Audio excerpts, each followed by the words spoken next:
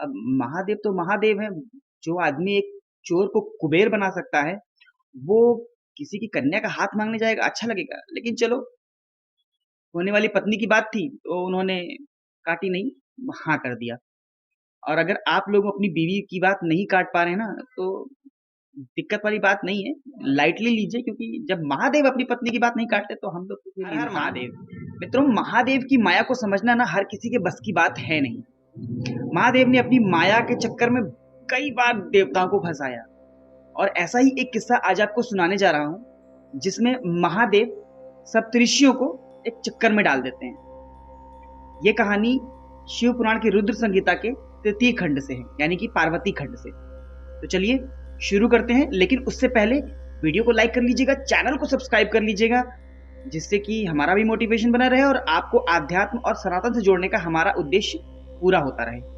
तो चलिए शुरू करता हूं, थोड़ा सा कॉमिक वे में, ताकि आप लोगों का भी इंटरेस्ट बना रहे। माता पार्वती की तपस्या से प्रसन्न होकर शिव जी ने उनको अपने साथ विवाह में बंधने का वरदान दे दिया। तब माता पार्वती ने उनको अपनी इच्छा बताई और उनसे कहा कि आप मेरे पिता से मेरा हाथ मांगिए। और अगर आप लोग अपनी बीवी की बात नहीं काट पा रहे हैं ना, तो दिक्कत वाली बात नहीं है, लाइटली लीजिए, क्योंकि जब महादेव अपनी पत्नी की बात नहीं काटते तो हम लोग तो फिर इंसान हैं। तो अगर आप किसी का हाथ मांगने जाएं तो कैसे जाएंगे? एकदम सूटेड बूटेड, मस्त टिप टॉप होकर के जाएंगे, तब जाएंगे, फिर शादी की बात करेंगे। लेकिन महादेव, उनकी लीला अपरंपार है, कोई काट नहीं है उनकी बातों का। उनके जो चक्कर है ना, वो एकदम दुनिया से निराले हैं। तो महादेव पहली बार जब गए पार्वती जी का हाथ उनके पिता से मांगने, तो माता पार्वती अपने परिवार के साथ गई हुई थी गंगा स्नान के लिए, और महादेव पहुंचे वहां पे नट का वेश रख के। तो जो नटराज का अवतार है महादेव का, वो पहली बार माता पार्वती के परिवार से मिलने के लिए उन्होंने रखा था। तो अब नटराज वेश में पहुंचे गंगा किनारे और अपनी लीलाएं शुरू कर दी। ये रूप बदलना, वो रूप, 10 तरीके के रूप बदल लिए, ये कला वो कला, सब एकदम अपना पूरा जौहर दिखाना शुरू कर दिया वहां पे। तो माता पार्वती की माँ बहुत जो है ना, वो प्रसन्न हो गई, उनके पास आई और उनको वहां एकदम हीरे जवाहरात देने की कोशिश करने लगी, ये गिफ्ट वो गिफ्ट। महादेव तो महादेव है ना, उनको इस सब की जरूरत है नहीं, वो तो दुनिया को बांटते हैं, जो दुनिया को दे रहा है उसको कोई क्या ही देगा। महादेव ने उनसे कहा कि मुझे इन सब चीजों की कोई आवश्यकता है नहीं, अगर आप दे सकती हैं तो अपनी कन्या का हाथ दे दीजिए। अब वो बहुत चक्की रह गई उनकी माँ, ऐसा कैसे हो सकता है, एक नट को वो अपनी कन्या कैसे दे सकती है? तो उन्होंने मना कर दिया। तब तक उनके पिता भी वहां आ गए, उन्होंने देखा कि ये जो है नट जो है कन्या का हाथ मांग रहा है, तो उन्होंने एकदम मना कर दिया। नहीं नहीं, ऐसा कुछ नहीं हो सकता, तुम्हारे साथ कहाँ से मेरी पुत्री का विवाह हो सकता है, महादेव की लीला है।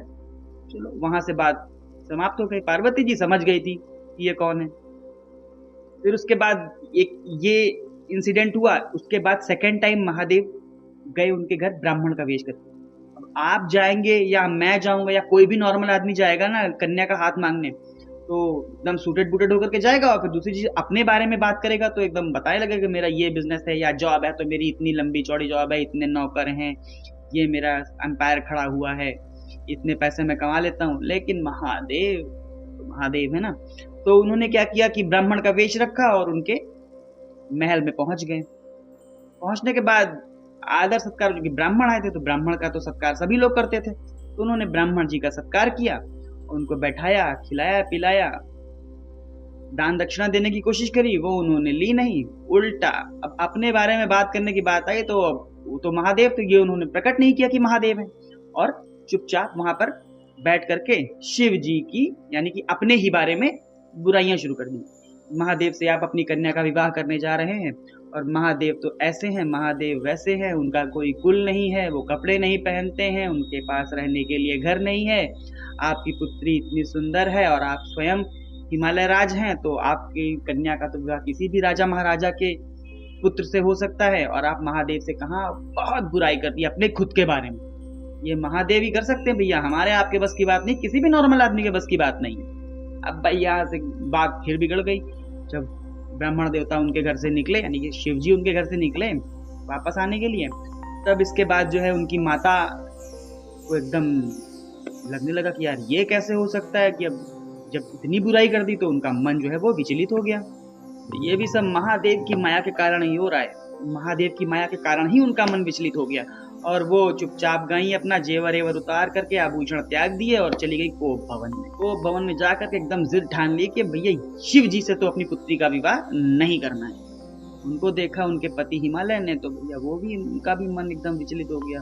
वो भी सोचने लगे कि यार बात तो सही है, अपनी पुत्री का विवाह किसी ऐसे शख्स से करना ठीक नहीं है जिसके पास ना घर है, जिसके परिवार का कोई पता नहीं है, माता पिता का पता नहीं है। वो भी बेचारे विचलित हो गए। सब महादेव की लीला। अब महादेव ने बुलाया सप्तऋषियों को। सप्तऋषि कैलाश पहुंचे तो महादेव ने उनको फरमान जारी कर दिया, आदेश दे दिया कि आप जाइए हिमालय के और मेरी और पार्वती जी की शादी की बात करिए, कंफर्मेशन लेकर के लौटिएगा। अब महादेव का आदेश है तो कैसे टाल सकता है कोई। तो महादेव का आदेश था तो भाई सप्तऋषि पहुंचे और उनको भी लग रहा था कि महादेव की बात है, महादेव को कोई क्यों ही मना करेगा, हमको बस जाना है, आसान सा काम है, जाना है, कंफर्मेशन करनी है शादी की, विवाह की तैयारियां करानी है उसके बाद। अब चले तो गए।